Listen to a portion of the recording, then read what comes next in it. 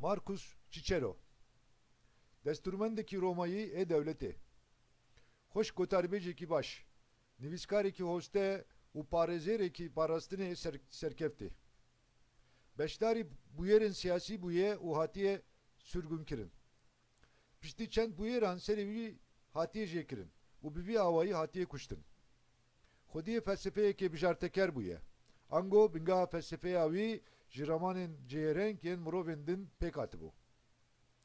Berhemên wî yên li ser kalitî û hogirî xwe gihandin heta roja me ya îroyîn. Marcus Cicero çi gotiye? Gotiye ku zihn mîna zêviyê ye û divê were çandin û cotkirin. Meriv çiqas mezin bibe divê hewqasî jî nefs biçûk be. Divê ji bo ku tu bikarî bijî bixwî. Divê ji bo xwarinê tu nejî. Diyariya Erdemê şanazî ye. Hemû karên mezin bi destpêkên biçûk dest pê dikin. Herkes dikare çewtiyan bike, lê bi tenê ehmek di çewtiyên xwe de serişkiyê dikin. Şeref û rastî bingeha edeletê ne.